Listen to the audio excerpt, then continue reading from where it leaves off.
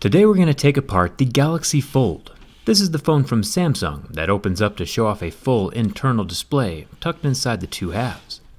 Since my inner screen was damaged during the durability test and is a bit finicky now, my question is, can I disassemble the phone and just keep one half of it as a functional device?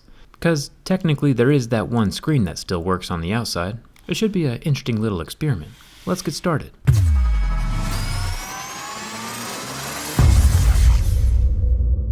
So there are three surfaces to this phone, the large square inner screen, and then the two long rectangles that are located on the outside. Samsung phones are typically taken apart by removing the back glass, and this Galaxy Fold appears to be no different. With a bit of heat from my heat gun and a bit of fancy finessing from my razor blade, along with a suction cup, I can gently work my way around the back glass panel, slicing through the adhesive. It's a tad difficult since the glass is curved, but not impossible. After the majority of the adhesive is cut, I can twist off the only piece of this phone that doesn't have a screen attached and pull it away from the phone. There are no ribbons or anything sensitive attached to the underside of the glass. We do get our first look at the wireless charging coil, which I totally forgot this phone even had.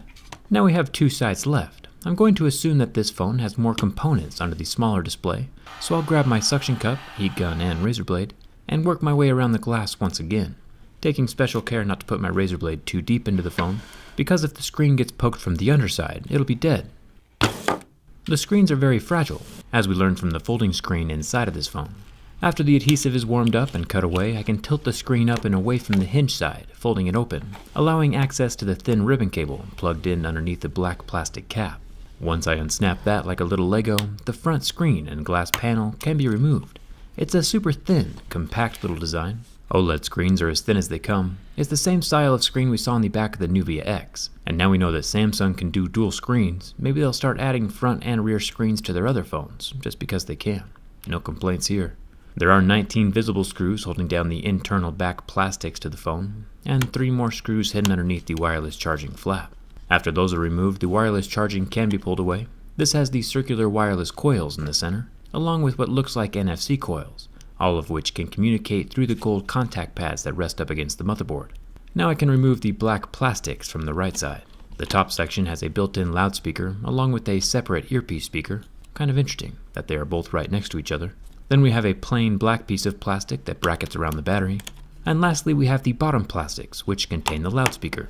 One cool thing about this little speaker, just like we saw inside the iPhone 11 Pro, are these little white foam dots that fill up the space inside of the speaker box. The lightweight specs are added to the speaker housing to dampen the speaker. As the speaker moves, air inside of the speaker box has to pass through the foamy dots, causing the air to scatter and act less dense, which then allows the speaker to sound bigger than it actually is. People have been adding foam to subwoofer boxes for years, so it's interesting to see the same concept applied here on this subwoofer for amps. Someone should count these for us. You might have noticed already that this phone has 2 batteries inside, a smaller little guy off to the left, and then a relatively proportional battery on the right side. I'll unplug each of them just like little Legos. Removing the battery is the same dangerous, tedious process that it always is with Samsungs. Even on this futuristic Galaxy Fold, Samsung still hasn't updated their battery adhesion practices. With 2 pry tools gently leveraging up the battery, I can finally remove it by hand, but any accidental bends would either cause the battery to just slowly expand over the next several months, or explode immediately. It's a fun little game that keeps you on your toes. I'll remove the extension ribbon over top of the smaller little battery, and then commence the same gentle prying procedure while hoping nothing spontaneously combusts. The small battery is a 2100 mAh and the larger is a 2135, for a combined total of 4235 mAh. Something I haven't noticed before is that both of the motherboards inside the Galaxy Fold kind of glimmer with a rainbow effect, like a gasoline drip in a wet parking lot. It must be some kind of treatment that they use while assembling the boards. It looks super cool. I really do think that sometimes the insides of cell phones look cooler than the outsides. Thumbs up to Samsung for that one. Speaking of internals, here's a close-up shot of the guts. For those of you with a Galaxy Fold, you can screenshot this, crop it, and make it a wallpaper. Back to business, it's time to see how this hinge works, and how it was able to withstand my bend test. The SIM card tray does have a rubber ring around the lip, but there's definitely no ingress protection rating on this phone, since dust can still very easily get inside at other points. I'll remove the 3 large ribbon connectors on this half of the motherboard. Remember that this is also the half of the phone that the smaller rear screen plugs into. There's one more Phillips head screw holding the motherboard down, and then I can lift up and unlatch the last little ribbon on the underside before pulling the motherboard free. The shimmery motherboard comes out with the outer camera still connected. It's a 10 megapixel camera with no optical image stabilization. There's also a large magnet along the side and up in the corners. This helps keep the phone closed, but it's pretty well balanced without being too strong or noticeable. I'll unsnap the two large motherboard extension ribbons from the other half of the phone, along with the side button connector, and I can pop out the two internal front-facing cameras. Remember, there are 6 cameras in here. These little guys are the 10 megapixel main camera, along with its 8 megapixel depth sensing sidekick, neither of which have optical image stabilization. After popping off the 2 bottom signal wires, the motherboard can start lifting away from inside the phone, and once it's out, we get our first glimpse of the copper cooling pad underneath the board. The motherboard doesn't have any thermal paste, but it does have the foam pad to help transfer heat.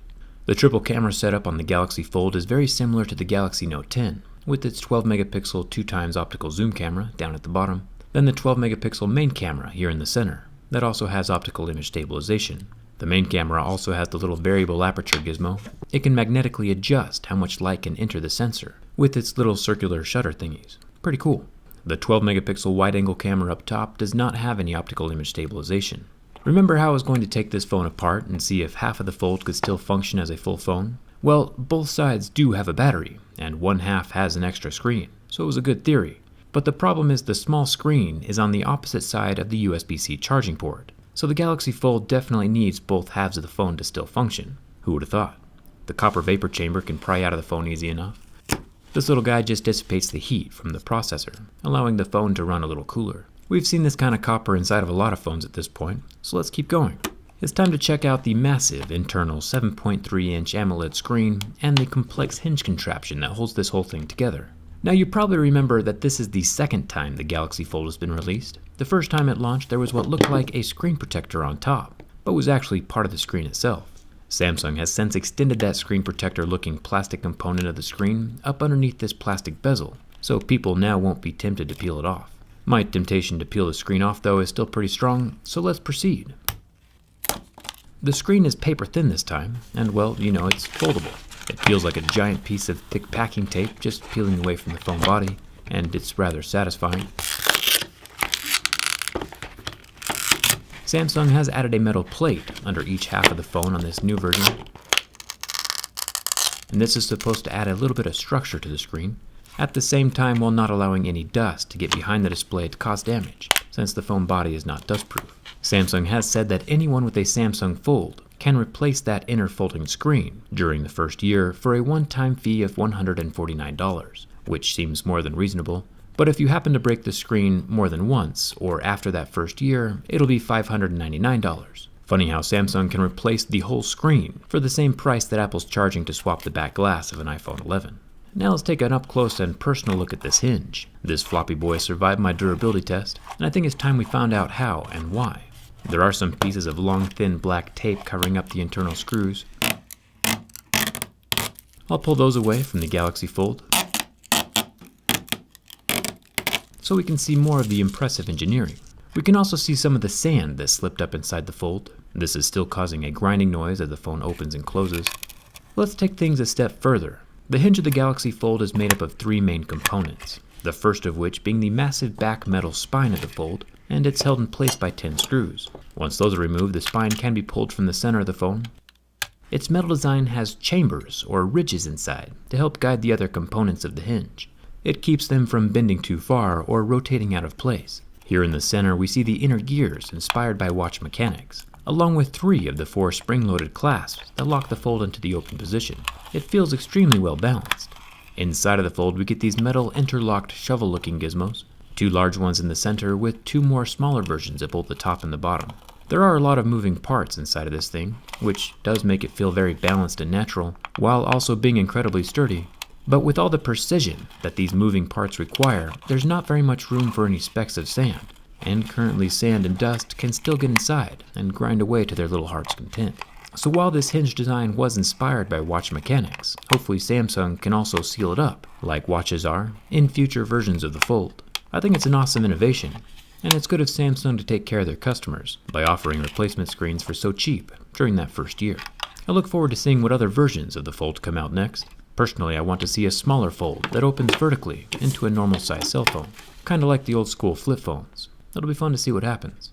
Do you think folding phones are ever going to catch on and be mainstream? Let me know down in the comments. Hit that subscribe button if you haven't already, and come hang out with me on Instagram and Twitter. Thanks for watching. I'll see you around.